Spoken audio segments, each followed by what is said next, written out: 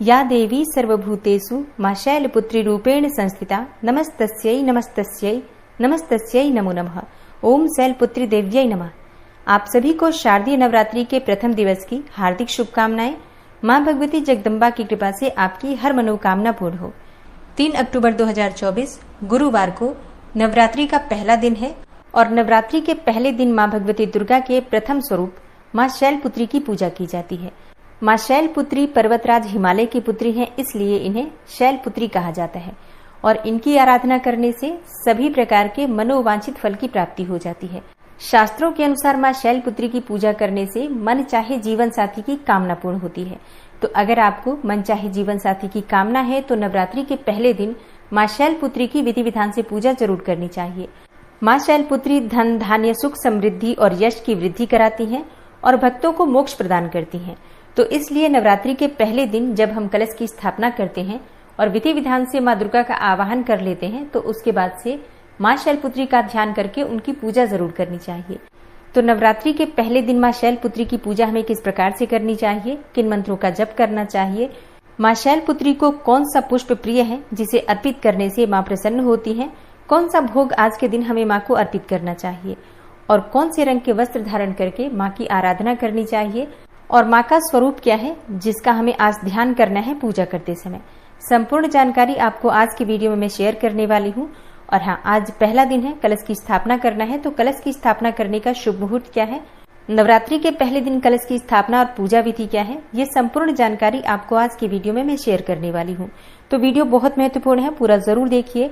अच्छी लगे वीडियो तो लाइक भी जरूर कीजिए, क्योंकि आपके लाइक्स आपके कमेंट्स मेरे लिए बहुत महत्वपूर्ण है, क्योंकि ये एकमात्र जरिया है जिनसे मुझे पता चलता है कि आपको ये वीडियो अच्छी लगती है और आपके लिए ये वीडियो उपयोगी है। तो अगर वीडियो अच्छी लगती है तो लाइक तो जरूर ही किया कीजिए। और अब जानते हैं शारदीय नवरात्रि के पहले दिन मां शैलपुत्री की पूजा विधि के बारे में। देखिए, शारदीय नवरात्रि के पहले दिन मां शैलपुत्री की पूजा से पहले शुभ मुहूर्त में घट की स्थापना की जाती है। तो घट की स्थापना आप शुभ मुहूर्त में करें और शुभ मुहूर्त है। और इस बार कलश की स्थापना करने के लिए आपको 2 शुभ मुहूर्त प्राप्त हो रहे हैं। पहला शुभ मुहूर्त सुबह है, जो कि सुबह 6:15 से सुबह 7:22 तक रहेगा। और सुबह के कलश की स्थापना करने की जो कुल अवधि आपको प्राप्त हो रही है 1 घंटे 6 मिनट की, इसी शुभ मुहूर्त में आप कलश की स्थापना कर सकते हैं। मान लीजिए इस शुभ मुहूर्त में आप कलश की स्थापना नहीं भी कर पाते हैं तो अभिजीत मुहूर्त में कर सकते हैं। और अभिजीत मुहूर्त आपको प्राप्त हो रहा है सुबह 11:46 से दोपहर में 12:33 तक। ये कुल समय आपको प्राप्त होगा 47 मिनट का, 47 मिनट का। इस समय में भी आप कलश की स्थापना कर सकते हैं। अभिजीत मुहूर्त में हम कोई भी कार्य करते हैं तो उसका शुभ फल हमें प्राप्त होता है। ठीक है, तो 2 शुभ मुहूर्त हैं, इनमें से किसी भी शुभ मुहूर्त में आप कलश की स्थापना कर सकते हैं। और पहले दिन की पूजा से पहले आपको अपने घर की साफ सफाई अच्छे से करना है। घर में जिस स्थान पर आपको चौकी की स्थापना करनी है उस स्थान को अच्छे से साफ कर लीजिए, गंगा जल का छिड़काव कीजिए। फिर उस स्थान पर आपको एक लकड़ी की चौकी बिछानी है और इसके ऊपर आपको लाल रंग का एक कपड़ा बिछाना है। और अब इसी चौकी पर आपको माँ दुर्गा की स्थापना करनी है। माँ दुर्गा का जो भी विग्रह है उसे उस चौकी पर विराजमान करके उनके दाईं तरफ कलश की स्थापना कर लीजिए और माँ के समक्ष एक शुद्ध घी का दीपक प्रज्वलित कर लीजिए। अब इसके बाद आपको गणपति की स्थापना करनी है। तो आप एक पान के पत्ते पर सुपारी से भी गणपति बनाकर स्थापित कर सकते हैं, या फिर आप चाहें तो गणपति की अगर आपके पास कोई भी विग्रह हो, मूर्ति हो, तो आप उसकी भी स्थापना कर सकते हैं। माँ के बाईं तरफ गणपति की स्थापना करना है और दाईं तरफ आपको कलश की स्थापना करना है। अखंड दीपक अगर आप प्रज्वलित करना चाहते हैं शुद्ध घी का, तो वो आप माँ के दाईं तरफ स्थापित करेंगे। और अगर आप तिल का दीपक प्रज्वलित करते हैं, अखंड दीपक तिल का प्रज्वलित कर रहे हैं, तो माँ दुर्गा के बाईं तरफ स्थापित करेंगे। इस बात का आपको विशेष रूप से ध्यान रखना है। तो सबसे पहले भगवान गणपति का आवाहन करके उनकी पूजा कर लीजिए। और भगवान गणपति की पूजा आपको धूप दीप नैवेद्य अक्षत पुष्प इत्यादि और भोग लगाकर, मतलब पंचोपचार विधि से आप भगवान गणपति की पूजा कर सकते हैं। लेकिन उनसे प्रार्थना कर लीजिए कि आपकी जो पूजा है 9 दिनों की निर्विघ्न पूर्ण हो जाए। और इसके बाद से आपको कलश की पूजा करना है। अच्छा हाँ, कलश की स्थापना आपको किस प्रकार से करना है, देखिए, आपको एक पात्र लेना है। उस पात्र में आपको थोड़ा गंगा जल डालना है, फिर शुद्ध जल से उस पात्र को भर दीजिए। अब इसी पात्र में आपको सिक्का, सुपारी, अक्षत, लौंग, इलायची ये चीजें डालनी है और फिर इसके ऊपर पंच पल्लव रखकर पूर्ण पात्र रख दीजिए और इसी के ऊपर नारियल की स्थापना कर दीजिए। कलश की स्थापना करने से पहले कलश के नीचे आपको थोड़ा सा चावल जरूर रखना है और हाँ, उसी चावल से आप चाहें तो अष्टदल कमल भी बना सकते हैं। और इसी प्रकार से जब आप माँ दुर्गा की मूर्ति या प्रतिमा स्थापित करेंगे तो उन्हें भी आपको चावल का आसन देना है, मतलब थोड़े से चावल माँ दुर्गा की मूर्ति या प्रतिमा के नीचे जरूर रखना है। अब कलश की पूजा पंचोपचार विधि से करने के बाद, जैसे कि धूप, दीप, अक्षत, पुष्प इत्यादि कलश पर अर्पित करने के बाद आपको मन में ध्यान करना है कि सभी देवी देवता इस कलश में विराजित हैं। सभी देवी देवताओं से आपको प्रार्थना करना है कि हे सभी देवी देवता, आप सब इस कलश में विराजित हो, ताकि 9 दिन की माँ दुर्गा की जो पूजा है वो मैं संपन्न कर पाऊं। मेरी पूजा में किसी प्रकार की विघ्न बाधा न आए और इस पूजा का शुभ फल मुझे प्राप्त हो, मेरे परिवार को प्राप्त हो। इस प्रकार से आपको सभी देवी देवताओं से प्रार्थना करके कलश में सभी देवी देवताओं का आवाहन करना है। इसके बाद आपको 9 ग्रहों का ध्यान करना है। आप चाहे तो 9 ग्रह की मूर्ति अगर आपके पास हो, जैसे कि छोटा सा यंत्र मिल जाता है 9 ग्रहों का, अगर आपके पास हो तो वही चौकी पर रखकर उसकी पूजा कर सकते हैं। या फिर आप चाहें तो चावलों की 9 जगह ढेरी बनाकर और इसे ही 9 ग्रह मानकर इनकी पूजा भी पंचोपचार विधि से धूप, दीप इत्यादि अर्पित करके कर सकते हैं। और ऐसा भी नहीं कर पाते हैं तो सिर्फ ध्यान कर लीजिए 9 ग्रहों का, जैसे कि सूर्य, चंद्रमा, मंगल, बृहस्पति, शुक्र, बुध, शनि, राहु, केतु। इस प्रकार से 9 ग्रहों का अपने मन में ध्यान कर लीजिए और इसके बाद अपने दोनों हाथ जोड़कर प्रार्थना कीजिए कि सभी 9 ग्रह शांत हों, ताकि नवरात्रि की पूजा निर्विघ्न पूर्ण कर पाऊं। देखिए, ये बहुत आवश्यक है क्योंकि माँ दुर्गा की पूजा बहुत विशेष होती है। अगर वो निर्विघ्न पूर्ण होती है तभी हमें उसका शुभ फल प्राप्त होता है। अगर बीच में कोई विघ्न बाधा आ जाती है तो इसका मतलब है कि कहीं न कहीं हमारे घर में नकारात्मक ऊर्जा का प्रभाव बहुत अधिक है।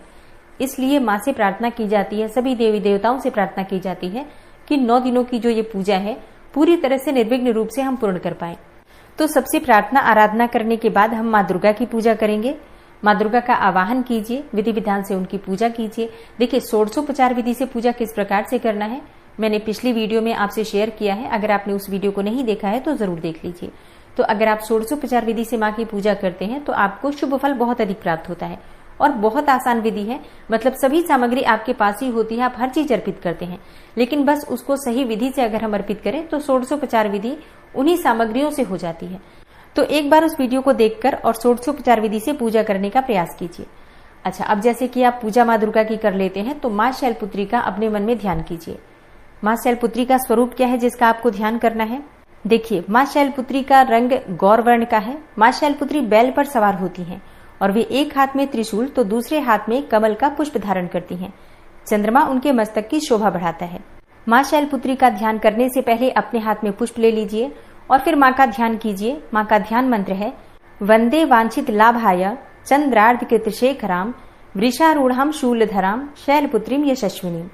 माँ का बीज मंत्र है ह्रीम शिवाय नमः। ह्रीम शिवाय नमः, ये माँ का बीज मंत्र है। एक और मंत्र नोट कर लीजिए, ओम देवी शैलपुत्र्यै नमः। और अगला मंत्र है या देवी सर्वभूतेषु माँ शैलपुत्री रूपेण संस्थिता नमस्तस्यै नमस्तस्यै नमस्तस्यै नमो नमः।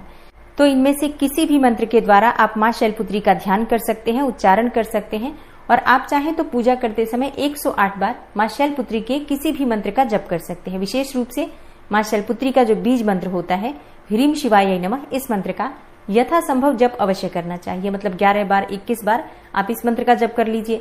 फिर इसके बाद से आप जो भी पढ़ना चाहते हैं, चाहे सप्तशती पढ़ रहे हो या फिर नवार्ण मंत्र का जप करते हैं, कोई भी पाठ या कोई भी मंत्र जप कर सकते हैं। माँ शैलपुत्री का आवाहन करके आपको विधि विधान से उनकी पूजा करना है। अक्षत, धूप, दीप, पुष्प इत्यादि सभी चीजें माँ को अर्पित कीजिए। माँ शैलपुत्री को कनेर का पुष्प बहुत प्रिय है। आप चाहे तो सफेद रंग के पुष्प भी माँ को अर्पित कर सकते हैं या फिर लाल और पीले पुष्प भी माँ को बहुत प्रिय है। और माँ शैलपुत्री का प्रिय भोग है गाय का घी। तो पहले दिन माँ शैलपुत्री को गाय के घी से आप अभिषेक भी कर सकते हैं। मतलब जब आप माँ दुर्गा का अभिषेक करते हैं तो विशेष रूप से गाय का घी अवश्य अर्पित करें। नवरात्रि के पहले दिन माँ दुर्गा के प्रथम स्वरूप माँ शैलपुत्री को दूध या फिर दूध से बनी हुई वस्तुओं का, दूध से बनी हुई मिठाइयों का भोग अवश्य अर्पित करना चाहिए। इसके अलावा माँ को फलों का भोग अर्पित करें। माँ शैलपुत्री के प्रिय रंग हैं लाल, सफेद और पीले। तो आप इनमें से किसी भी रंग के वस्त्र धारण करके पूजा कर सकते हैं। वैसे नवरात्रि के प्रथम दिवस पर लाल रंग के वस्त्र धारण करके माँ दुर्गा की पूजा सुहागिनी महिलाओं को जरूर करनी चाहिए।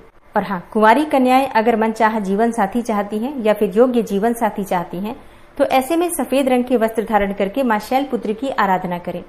इससे मन चाहे जीवन साथी की कामना पूर्ण हो जाती है।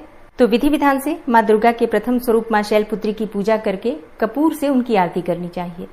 आरती करने के बाद क्षमा प्रार्थना जरूर करना चाहिए। पूजा में जाने अनजाने हमसे कोई भूल चूक हो गई हो, इसके लिए क्षमा प्रार्थना करके और अपनी पूजा को पूर्ण करें। और सुबह की पूजा पूरी करने के बाद अगर आपका व्रत है तो आप फलाहार कर सकते हैं। फलों में आप कोई सा भी फल खा सकते हैं, दूध पी सकते हैं, जूस पी सकते हैं या फिर कुट्टू, सिंघाड़े का हलवा इत्यादि भी ले सकते हैं। अब जैसे कि नवरात्रि में 9 दिनों का अगर आपका व्रत होता है तो ऐसे में आप चाहें तो एक समय नमक ले सकते हैं, जैसे कि सेंधा नमक से बना हुआ भोजन, जैसे कि फलाहारी जो आटा होता है, कुट्टू और सिंघाड़े का आटा, इससे आप पूरियां बना सकते हैं। और फिर आलू या फिर घिया या फिर कोई भी हरी सब्जी आप ले सकते हैं, कोई दिक्कत नहीं है। ठीक है, तो इस प्रकार से नवरात्रि में आपको व्रत करना है। अब जैसे कि कई लोगों के प्रश्न आते हैं कि सुबह की पूजा कर लेते हैं, फिर शाम को किस प्रकार से पूजा करें। तो करते हैं, शाम की पूजा भी लगभग वैसी ही होती है, बस हम सुबह जो पूजा करते हैं उसमें हम अभिषेक करते हैं, शाम को दिया जलाकर और माँ के सामने बैठकर मंत्रों का जप किया जाता है। जैसे कि अगर आप सुबह मंत्र जप नहीं कर पाते हैं, इतना समय नहीं है, तो आप शाम को मंत्र जप कर सकते हैं, रात्रि में भी मंत्र जप कर सकते हैं। नवरात्रि वैसे भी रात्रि का त्योहार होता है, तो आप रात्रि में भी मंत्र जाप कर सकते हैं। मंत्रों की सिद्धि के लिए विशेषकर रात्रि में ही मंत्र जप करना चाहिए। ठीक है, और माता शैलपुत्री की कथा आपको कल सुबह मिल जाएगी, कथा के साथ ही आरती भी मिलेगी, तो आप लोग वीडियो जरूर देखिएगा। कल सुबह 4 बजे से लेकर 5 बजे के बीच में आपको कथा की वीडियो मिल जाएगी। तो पूजा करते समय आप कथा सुन सकते हैं, आरती सुन सकते हैं, और इसी प्रकार से प्रतिदिन आपको संपूर्ण पूजा विधि और व्रत की कथा मिलेगी। दुर्गा सप्तशती का पाठ आपको प्रतिदिन सुनाया जा रहा है, आप लोग जरूर सुनिएगा। उम्मीद करती हूँ आज की वीडियो आपको पसंद आई होगी। तो अगर वीडियो पसंद आती है तो वीडियो को लाइक जरूर कीजिए, शेयर भी जरूर कीजिए और कमेंट बॉक्स में माता रानी के नाम का जयकारा भी जरूर लगाइए। और अगर आप चैनल पर पहली बार आए हैं, अभी तक आपने चैनल को सब्सक्राइब नहीं किया है, तो आज की वीडियो अगर आपको अच्छी लगे तो चैनल को सब्सक्राइब करके बेल आइकन को जरूर प्रेस कर लीजिए। इससे ये होगा कि इस चैनल पर जो भी नई वीडियो